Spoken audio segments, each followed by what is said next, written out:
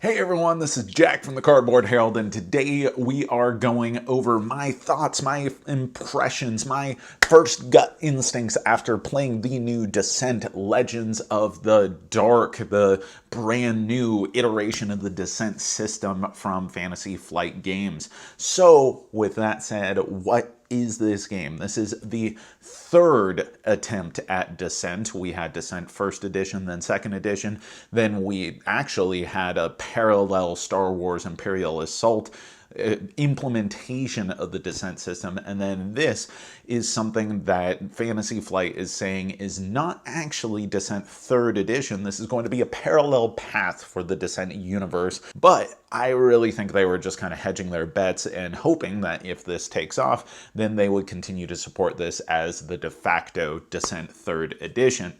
Now, unlike the earlier attempts at the Descent system, this is from the get-go an app-assisted game that is fully cooperative, and the app takes over all of the dungeon master type of duties. This contrasts heavily with the 1v-all of the original Descent and Imperial Assault. However, since the release of Imperial Assault, 2nd edition of Descent as well as Imperial Assault have gotten their own apps that essentially are doing this same type of thing, re-implementing the components of the game to make it a fully cooperative versus 1v-all game. The big difference here is this was designed with that in mind and cannot be played without the app. So what is the campaign? It's a fantasy adventure to uncover some mystery, save the day, protect the forces of good versus the forces of evil.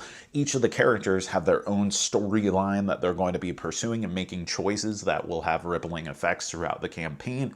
However, the main course of it is going to be this joint unified story. It can have branching paths, but for the most part, you're going to see the same things as other players. The typical shtick is that you'll have a mission, and then after the mission, you'll follow that up with some sort of story beat, and then also some township phase of managing your characters, and then choosing how you proceed from there. Which is a perfect time for me to get into what I really liked about the game. One of the biggest shifts about this from previous iterations in the Descent system is what, for intents and purposes, I will call the Flippy system.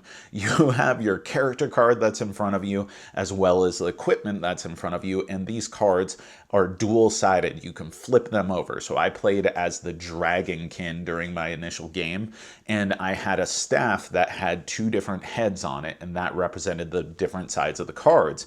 Now, I can continue utilizing the sides that I have out in play, but I add exhaustion tokens to them in order to represent exerting extra energy in order to trigger certain effects, as well as certain conditions from the enemies can be added to my character card or my equipment. And until I take an action to either flip over my character card or my equipment, all of the exhaustion, all of the status ailments that are on them are going to continue to be in play. So I'm going to have to, at some point, make that change, which is going to have slightly different stats, or it might have a different ability represented on it, or it might give me a different approach. This created a sort of rhythm to the game, a momentum that you had to take into consideration with whatever you were doing. And it also gave you a little bit of variety. You know going in that you can't lean into one thing and one thing only if you're going to have to flip it over at some point. Probably what I liked most about this is how all the combat systems worked cohesively in this to make it all feel overall organic. From the corruption tokens that give you damage at the beginning of every round for each one of your cards that has one of those tokens on top of it, to the readied token, which can be put on a character or equipment cards in order to have free actions to flip them over, the status ailment that gives you damage when you do choose to flip those over. It makes it feel ingrained and focused in a way that Descent never really did in the past, and gives it a real distinct feeling that I thought was overall fun and intuitive. Visually, the game is stunning. I was expecting it to look a little toyish on the table, garish, if you will. Like, I knew the 3D terrain was going to be a big part of this. I knew that the presentation was a selling point, but also there was a part of me that was like, this is going to just be a little too much, which in some ways is the case, and I'll get into that. But from a visual perspective, the miniatures look outstanding. The terrain as it's set up looks dynamic and really interesting, gives it a lot of great character, and looks completely different than anything else that I've played in this genre. So it's spectacular to look at and just inviting. You want to play with it, and it gives it a suitable epic feel that you want in an epic fantasy game. And as far as the app is a pretty good iteration on what they've done with the apps in the past. It's nice that it allows for some inventive stuff being part of the game from the initial design. It allows for like crafting recipes and random drops from enemies. They can do some really interesting stuff with enemies. And of course, I really prefer fully cooperative games rather than 1v-all classic dungeon crawls. I thought that was great for the original Descent. I thought that was great for, Hero Quest, one of the foundational games that made a huge impact on my life. But at this point, I truly believe that the future of this genre is in fully cooperative games, and being able to integrate the app and relying on that while still making it a fully fledged board game experience gives it a different feel, a contrast from, say, Gloomhaven, which, of course, there is an app that you can get for Gloomhaven that takes a lot of the accounting responsibilities off of the players, but by not requiring an app, it gives it a completely different vibe, and there are distinct limitations that Gloomhaven would have as compared to this.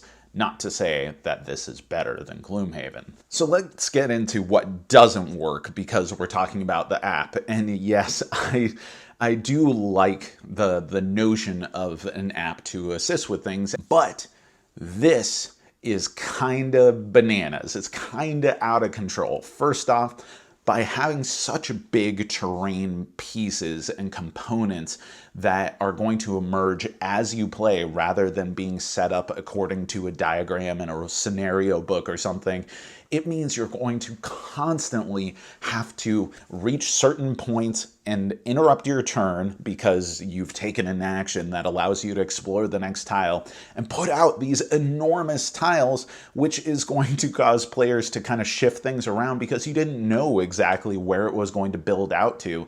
And the game is bonkers huge. Like, it is massive on the table. The first mission alone ended up taking almost 3 feet in width in order to accommodate it. And if you aren't sure exactly how that is going to develop as the game goes, you're going to have to make some interesting decisions about how you rotate player positioning around the table in order to accommodate this massive set of furnishings. While I do think it is more emergent and in some ways more immersive to populate the board, keeping a sense of mystery and discovery in the game, it essentially cancels out all that immersion when players are going to have to stop and then build up the board, assemble some pieces, move things around, and go like, okay, how are we going to move my player tokens over here so that way we can make sure to fit this all on the table. So that is a drag that interrupts the game with such frequency, whereas I would just rather have it all set up at the beginning and maybe just trigger events with certain miniatures adding to the board or story beats or that kind of stuff. Also, the app itself, I don't know what they were thinking over at Fantasy Flight as far as how much story they wanted to integrate into the game. They went so overboard. Like, the story beats before and after each scenario are incredibly long. They just said, you know what?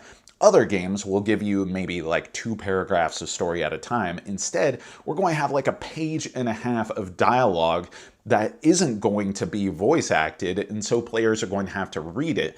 And that could be an awkward situation if you have players who don't really want to charismatically read aloud dialogue for multiple characters, because the game represents the whole party, not just the player characters themselves. So it's the whole adventuring party with all the characters talking to one another. The writing isn't particularly amazing. It just kind of feels like generic fantasy writing.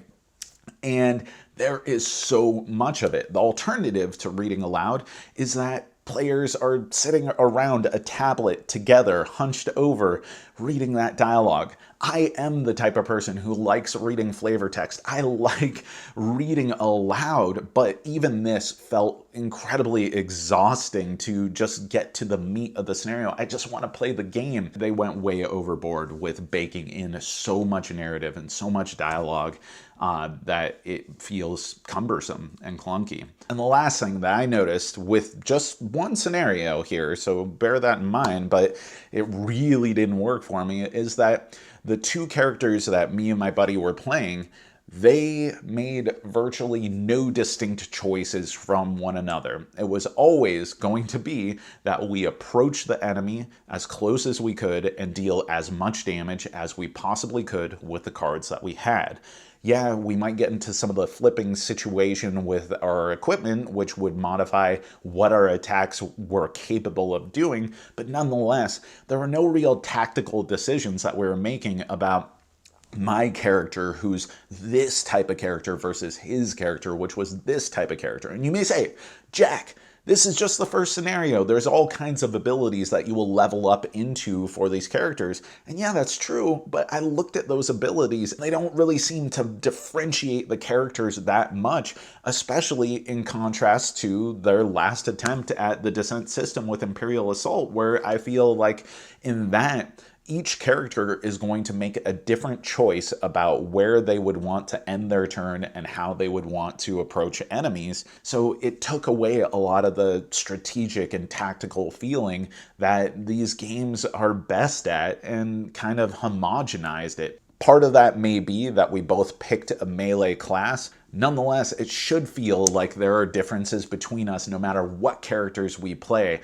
and that just wasn't there. So overall, my experience was I did have fun, but also I had really mixed feelings on the game itself.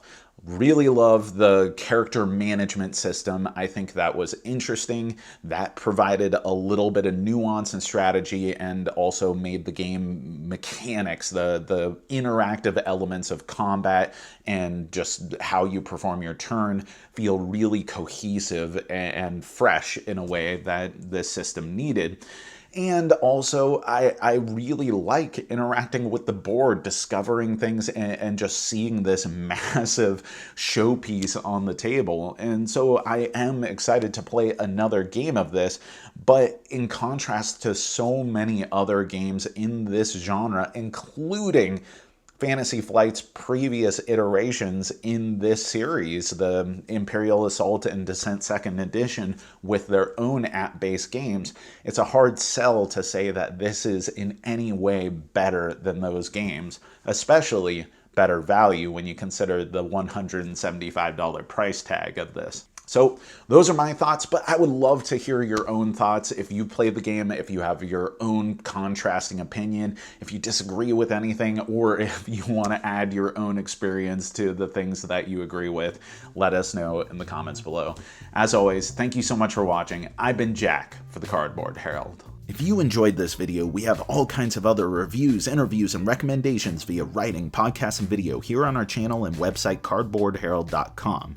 Our content is audience supported, so if you want to show your support, please visit our Patreon. Thank you so much for watching. This has been the Cardboard Herald.